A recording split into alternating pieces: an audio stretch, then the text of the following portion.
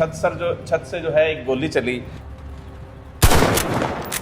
मेरे आगे एक महाराष्ट्र का कार सेवक था, वो गोली उनको लगी, वो गिरे। मैंने उनको उठाने के लिए जैसे झुका, जो मेरे पीछे कार सेवक था उसको भी गोली लगी और वो भी मेरे ऊपर गिर गए। हम 1985 में जब सरस्वती पर हमने काम करना शुरू किया तो हमें जो है लोक वदंती कि लोग क्या कहते हैं उसके हिसाब से सरस्वती का पता था। तो 1985 में वो मौका आया कि जब मुझे सरस्वती का प्रत्यक्ष दर्शन करने को मिला। हम छोटे छोटे थे, जब अपने गुरुदेव के आश्रम पर जाया करते थे तो हम सरस्वती में स्नान भी करते थे। परंतु ये कैसे संभव है? ये चमोली नहीं है उत्तराखंड का, ये तो हरियाणा है। हरियाणा में माता सरस्वती का उद्गम स्थल।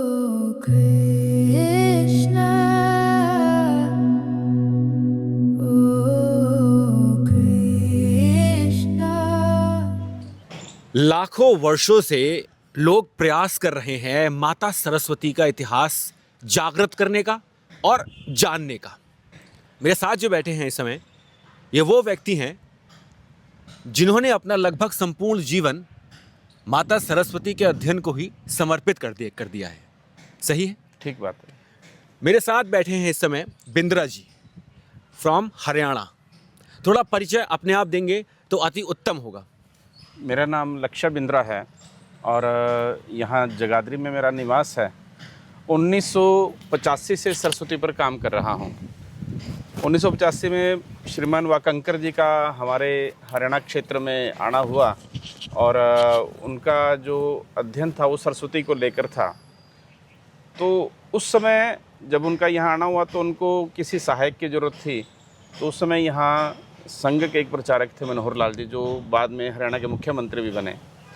तो उन्होंने जो है मेरी उनके साथ ड्यूटी लगाई कि मैं वाकंकर जी के साथ जो है काम करूं।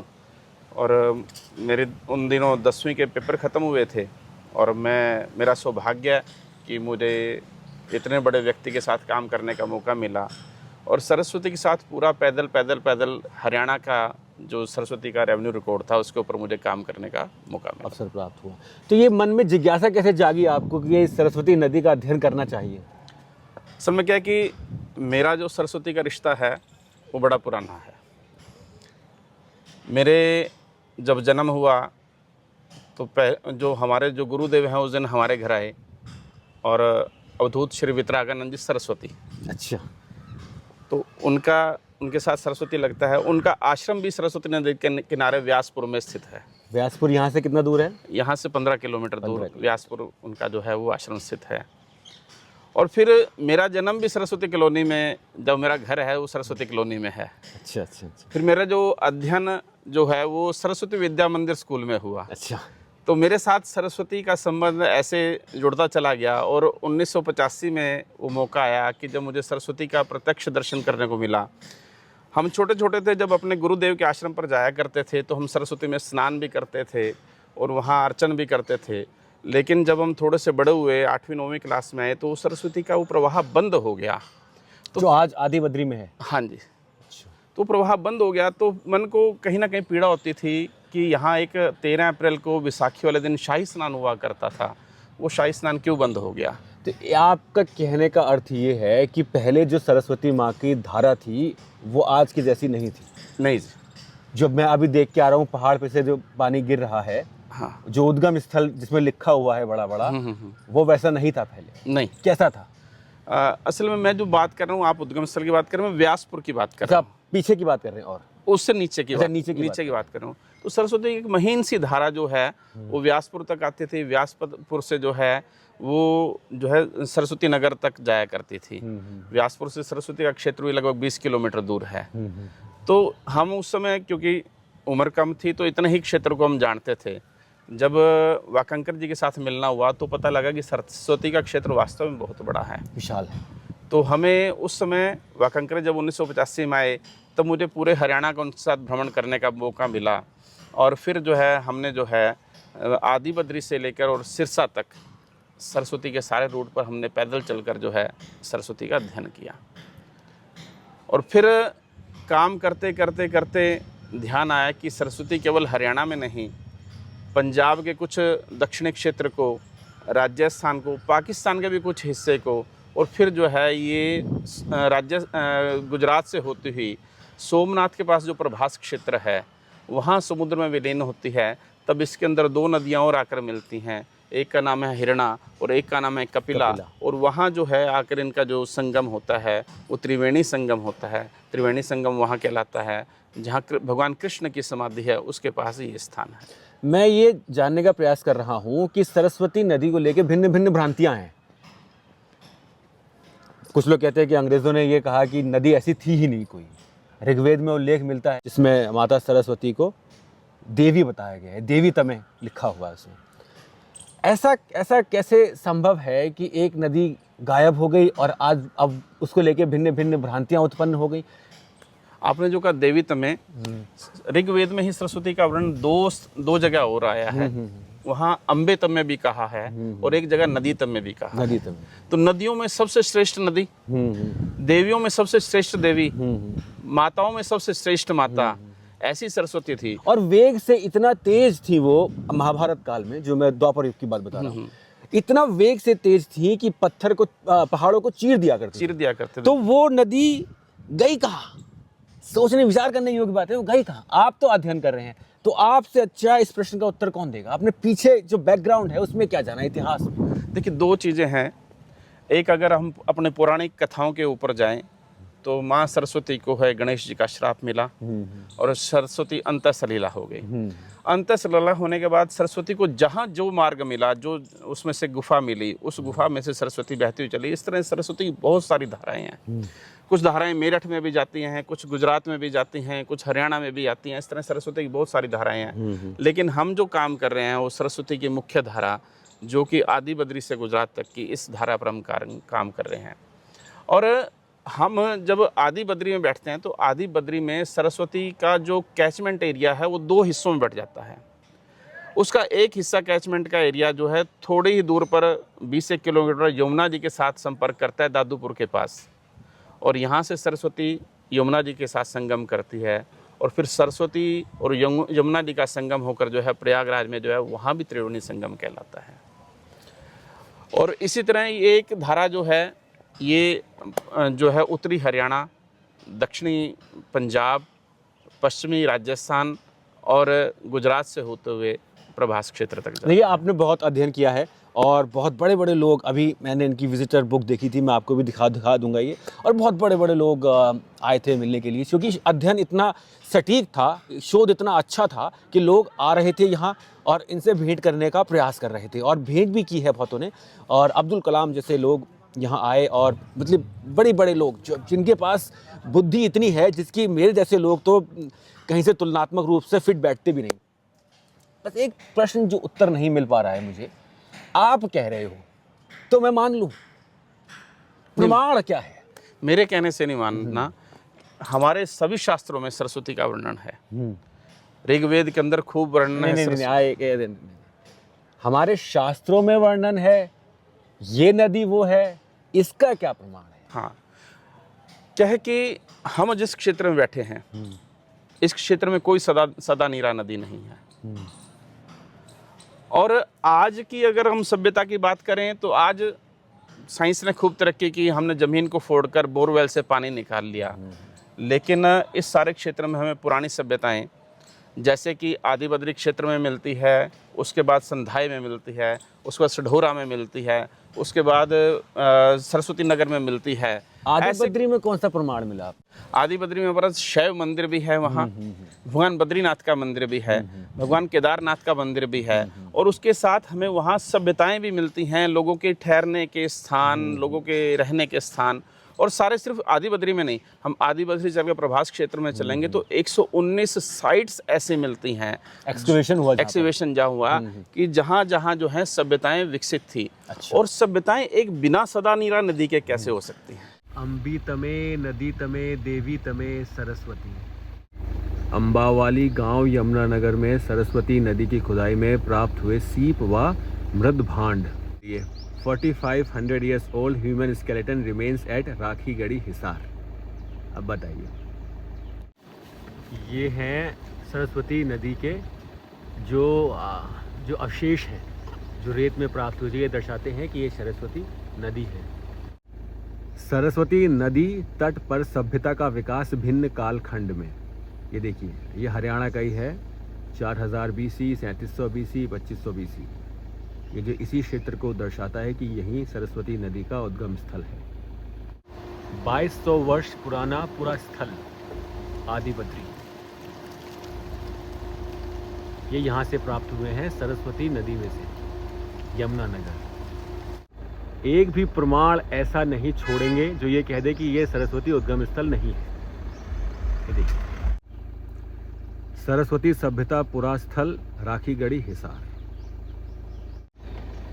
यहाँ भी ये प्रमाणित किया गया है कि ये ही सरस्वती का उद्गम स्थल है। ये देखिए, और यहाँ पर ऐसे बहुत सारे प्रमाण आपको दिए जाएंगे ये बताने के लिए कि ये ही वो स्थान है। देखिए, Dwarka as an island in Mughal period, Saraswati flowing parallel to Indus Italian map, Saraswati as depicted in as British period map, Ghaggar Saraswati depicted parallel rivers in Dutch map 1746। ये नदी सरस्वती है, मैं ये पूछने का प्रयास कर रहा हूँ, ये प्रमाण आपको कहाँ से मिला कि ये नदी सरस्वती? क्या पता ये कोई और? हाँ, मैं ये पहली बात ये कह रहा हूँ कि जब सारी एक कंटिन्यूटी में सभ्यताएं मिल रही हैं तो कोई ना कोई नदी, सदा नीरा नदी, इन सभ्यताओं को जल तो जरूर देती होगी। एक बात। दूसरी बात, फिर हम जो है अपने रेवेन्यू रिकॉर्ड पर आ जाते हैं। हमारे पास पूरे हरियाणा का आदिबद्री से लेकर और सिरसा तक का रेवेन्यू रिकॉर्ड है जो बताता है कि ये सारा क्षेत्र सरस्वती नदी के क्षेत्र के नाम से बुलता है। तीसरी बात, इसरो की जो मैपिंग है वो और सरस्वती की मैपिंग बिल्कुल एक दूसरे के ऊपर एकदम सेट बैठती है। अच्छा। जो ये बताती है कि ये सरस्वती है। चौथी बात कि जो मैंने सबसे पहले कही कि सभ्यताएं जब मिलती हैं तो ये सारी जब चार चीज़ें मिलती हैं तो वो ये बताती हैं कि ये एक नदी है, और नदी का नाम जो है रेवेन्यू रिकॉर्ड बताता है कि सरस्वती है। सबसे पहला रेवेन्यू रिकॉर्ड कितना पुराना है हमारे पास हम जो 1963 के रेवेन्यू रिकॉर्ड पर हमने जो है काम किया है। 1963 तो इतना प्राचीन नहीं हुआ, अंग्रेजों के समय कुछ नहीं है? नहीं, हमारे पास उससे पीछे कुछ नहीं है। जो अभी मैं वहाँ गया था, वहाँ पर मुगल काल का भी कुछ दिखाया गया, 1746 का भी कुछ दिखाया हुआ था वहाँ पर, तो वो आपके पास नहीं है? नहीं, वो हमारे पास नहीं है। लेकिन कुछ चीज़ें ऐसी कि गुरु गोविंद सिंह उनका इस क्षेत्र में आना हुआ।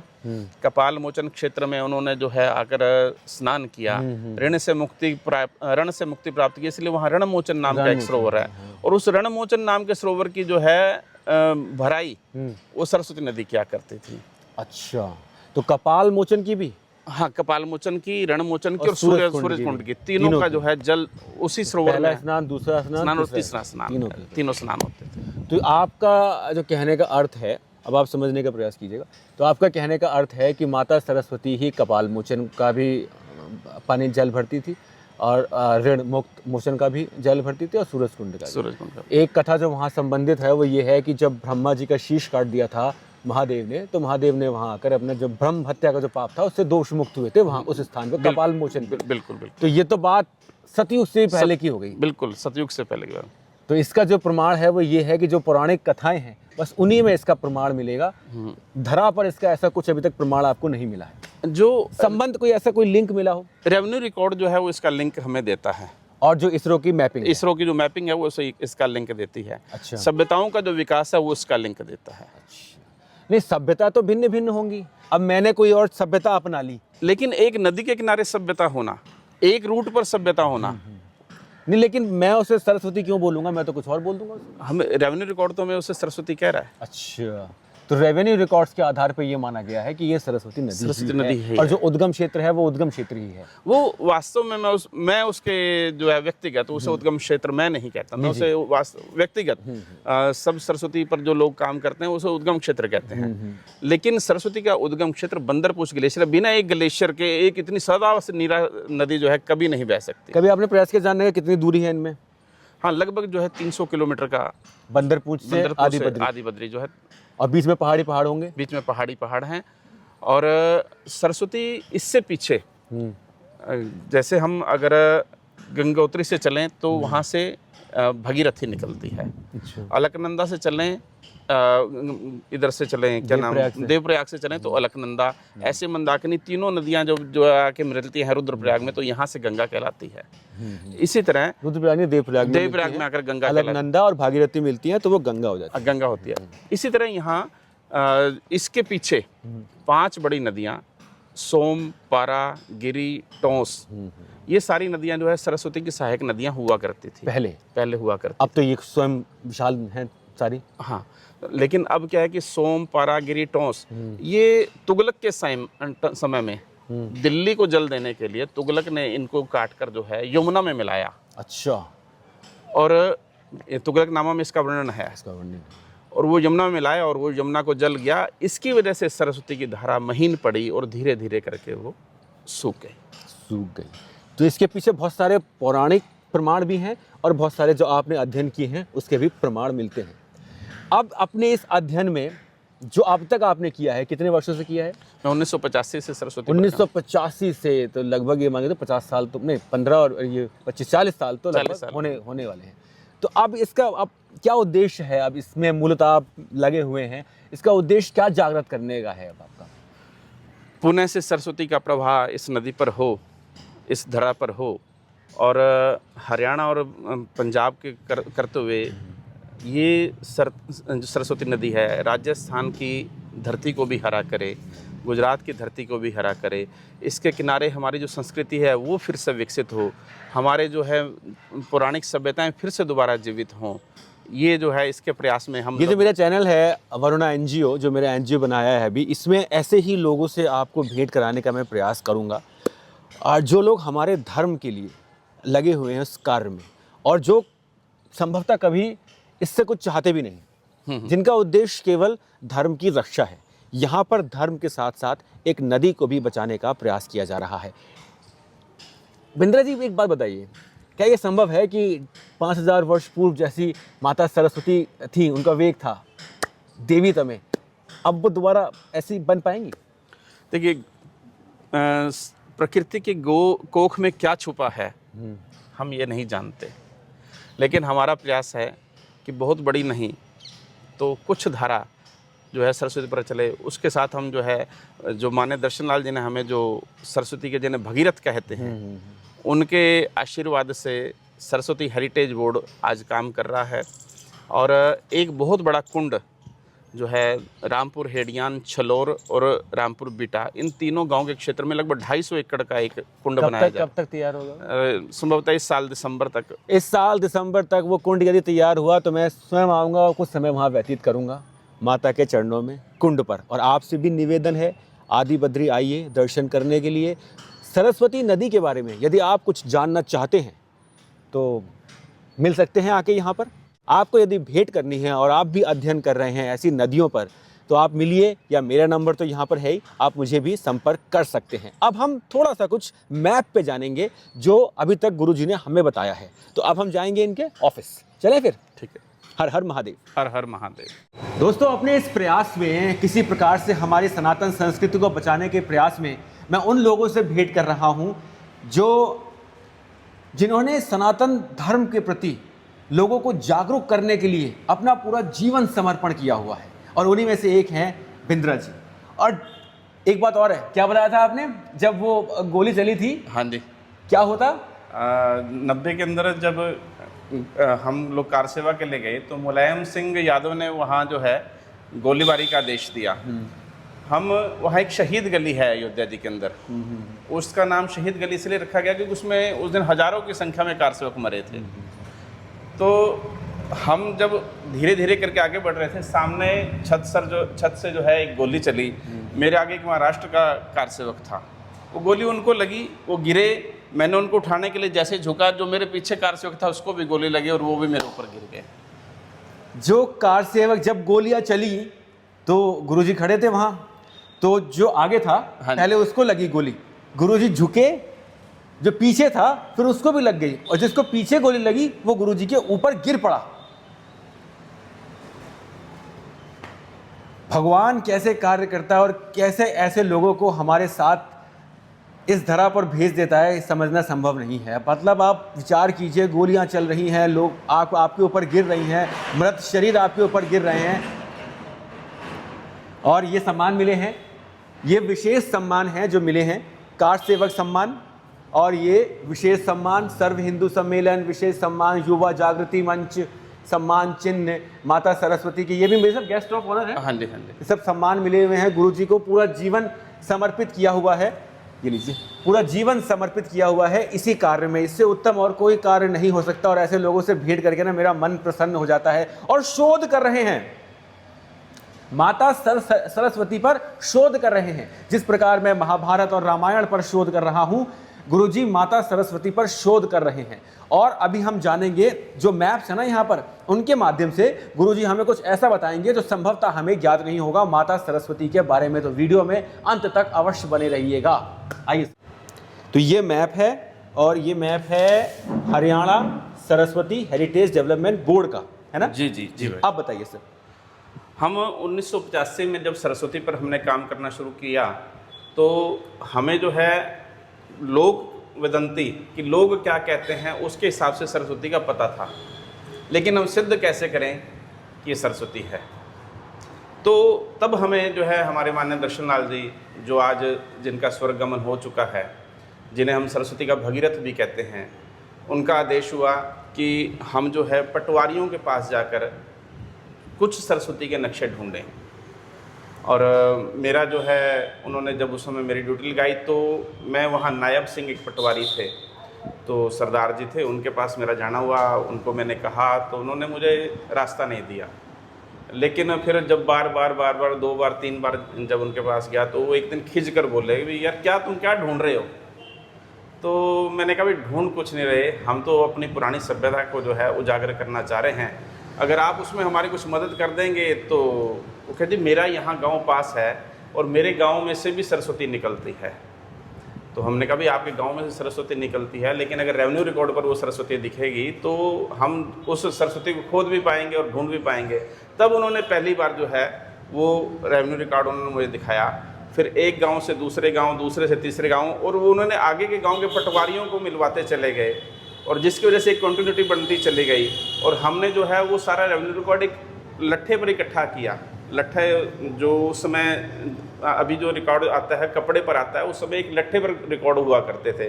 तो लट्ठे पर सारा रिकॉर्ड हमने इकट्ठा किया, और सरस्वती की पूरी धारा जो है हमने वो ढूंढी, और आदि बद्री से लेकर और सिरसा तक का सारा रेवेन्यू रिकॉर्ड हमारे पास है।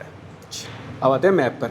हम आते हैं मैप पर, तो हमारे पास आदि बद्री से लेकर और रामपुर हेडियान, ये एक ऐसा रिकॉर्ड है जहां हमें रिकॉर्ड नहीं मिला, लेकिन यहाँ हम एक रिजर्वायर बना रहे हैं 250 एकड़ में।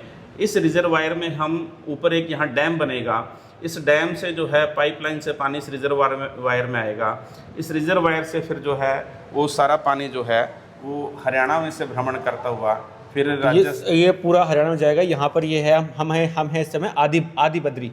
ये आदि बद्री स्थान है, इसके ऊपर डैम बनेगा, और उस डैम के जो है लगभग टेंडर स्टेज पर वो डैम की बात इस समय हो गई है।